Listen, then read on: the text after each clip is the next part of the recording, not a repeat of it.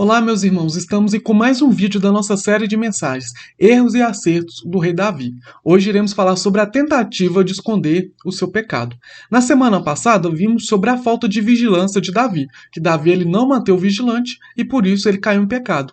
Aí, logo depois dele cair em pecado, dele levar Batseba ali para dentro dos seus aposentos, dele ter relações sexuais com ela, ela engravida e a partir desse momento ele tenta esconder o seu pecado. Vamos lá, então ver? A mulher engravidou e mandou um recado a Davi, dizendo que estava grávida. Em face disso, Davi mandou essa mensagem a Joabe: envia-me Urias, o hitita. Urias, como a gente viu na semana passada, era o marido de Batseba, que engravidou ali, que Davi teve relações sexuais com ela.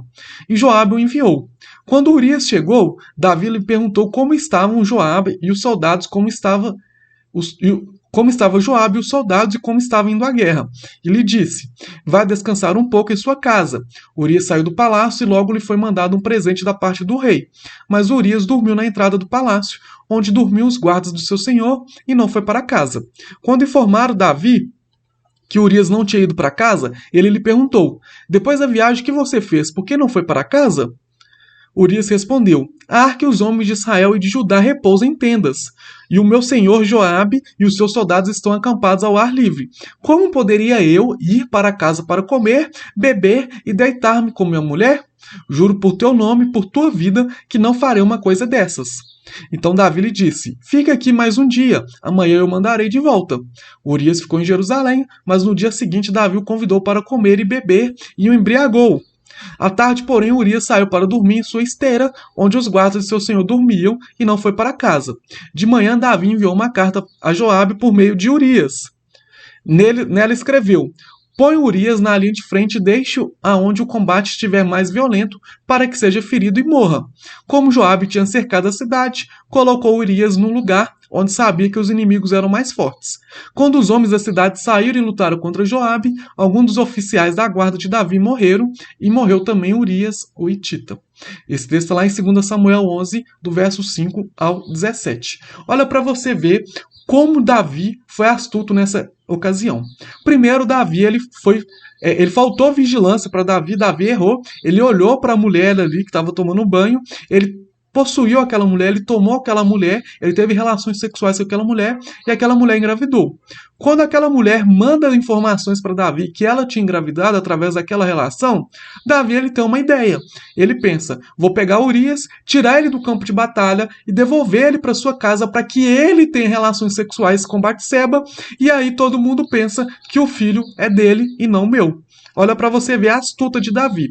Mas aí quando Davi ele manda Urias voltar para sua casa, ele não volta.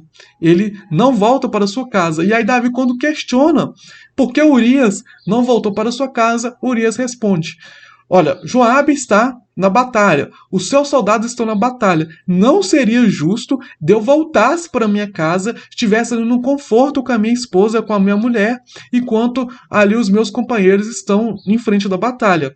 Ou seja, Urias foi justo, Urias foi honesto, muito mais justo do que Davi. Aí Davi fala para Urias: então continua aqui comigo mais essa noite e amanhã eu te devolvo, amanhã eu te mando de volta para a batalha.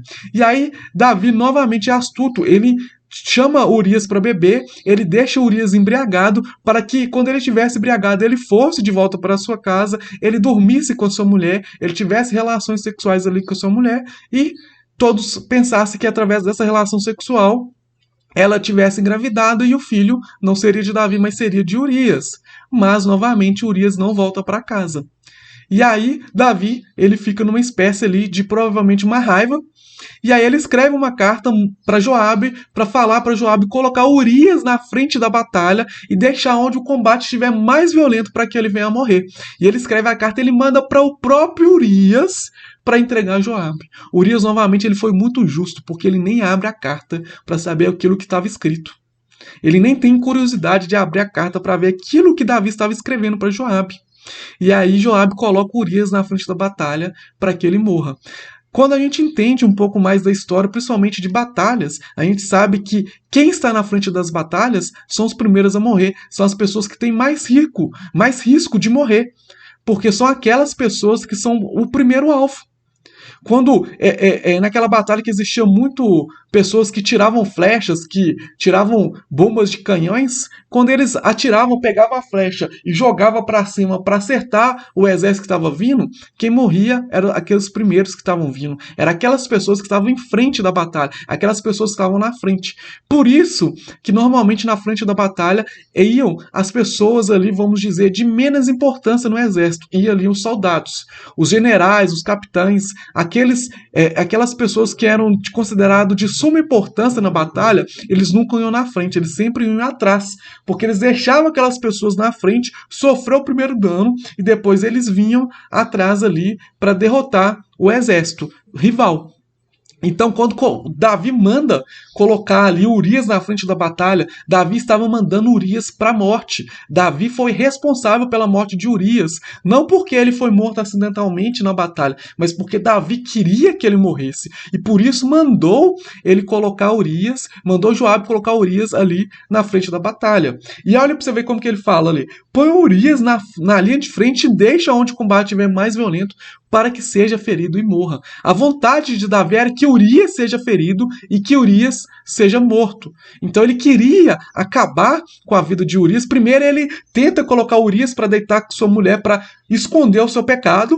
Como ele viu que ele não consegue, ele coloca Urias na frente da batalha para ser morto, para se esconder o seu pecado. E quando a gente vê o restante da história, a gente vê que a partir do momento que Urias é morto, ele é morto mesmo em frente à batalha. Joabe chega falando para Davi que ele é morto em frente à batalha, e aí Davi ele mostra para o povo que ele cometeu ali um ato de humildade, um ato de singeleza, que ele toma a Batseba, a viúva, ali como sua esposa. Para o povo seria um ato assim: nossa, como Davi é bom, nossa, como o rei é bom. Ele pegou a viúva daquele morto, né, que foi morto na batalha, e tomou como esposa para ela não ficar abandonada, para ela não ficar sozinha, para ela não ficar desamparada. Mas o que Davi estava fazendo com isso era tentar esconder o seu pecado. A mulher já estava grávida, a mulher já estava com um filho ali. E se Urias não deitou com a mulher, se Urias não dormiu com ela porque ela estava na batalha e no momento ele volta para sua casa, começariam a sair algumas informações, alguns questionamentos sobre como essa mulher engravidou. Para que esse assunto não chegue até Davi e a mulher seja difamada, eles descubram que foi o próprio Davi que possuiu a mulher, ele tenta esconder o seu pecado. Primeiro, fazendo que Urias deite com a sua mulher, que não aconteceu, e depois assassinando Urias, colocando ele ali para morrer, para que ele pegue a mulher, ele se casa com a mulher, e aí quando a mulher engravidar, ninguém desconfia que aquele filho é um filho do pecado. Então olha para você ver como foi a atitude de Davi. Por mais que ele era um homem querido, por mais que ele era um adorador, como a gente já viu, por mais que ele era um homem segundo o coração do Senhor, Davi errou e errou feio. E ele tentou esconder o seu pecado. E assim também somos nós. Muitas vezes quando pecamos e tentamos esconder o nosso pecado, nós cometemos atos assim grosseiros. Atos que talvez você tenha pensando aí na sua casa, pensando: nossa, mas como que Davi foi? Como que Davi agiu? Olha como que ele foi estúpido. Olha como que ele agiu sem amor, sem temor ao Senhor. Mas quando a gente tenta esconder o nosso pecado, nós agimos da mesma forma que Davi.